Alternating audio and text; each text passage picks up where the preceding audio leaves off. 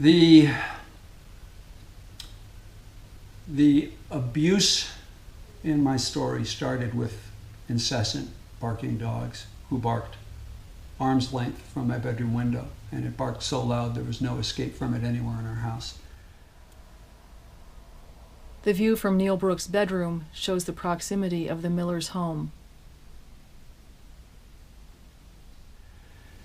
The abuse escalated when my reasonable and civil and well-formed request for help was met with, let's just say, a lot of pushback from the neighbors and the neighborhood. The path I took to try to be able to sleep, because sleep is so critical to people with ill health and with chronic pain, the path I took was slow and methodical. I asked the neighbors politely, can we talk? I asked the property manager, can you help?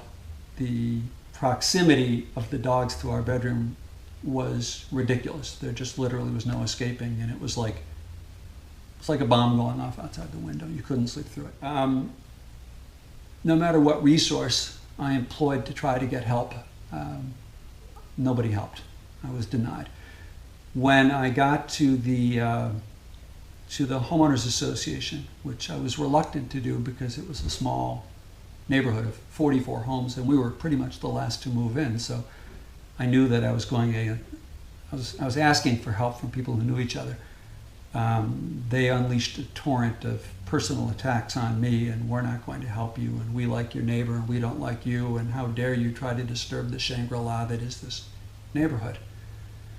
From there, I had to ask animal control for help. Animal control didn't help. From there, I had to ask the police for help. The police didn't help. Why do you think this homeowners association was so vindictive? There were about 44 homes in the community, and probably 20 to 30 of them were owned and occupied by a very narrow demographic. Kind of in a good way, they were typical Fort Collins people. You know, they were 30-something, and they were in the beer world, and they were in the bikes world, and some of them worked for the breweries, and ordinarily there were people I would have liked, people I would have enjoyed spending time with. But it was a very narrow demographic, and I've learned a lot about a concept in psychology called tribalism. You know, 25,000 years ago, it was one tribe against the other, and everything you did was about defending your tribe, or you didn't survive. West Vine Bungalows was unbelievably tribal. They touted themselves as the greatest neighborhood on the face of the earth, and that had ever been on the face of the earth. And some of that, when we first saw the neighborhood and were deciding on a place to live, was charming, but I didn't realize how far it went.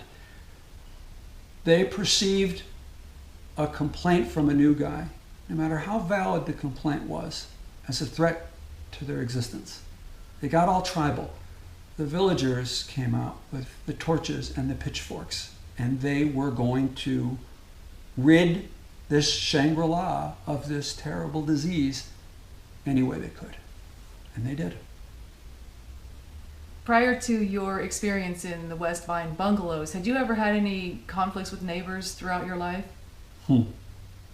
Yeah, one lady's cat kept scratching my car, and I asked her to keep her cat from scratching my car, and then she moved, and that was it.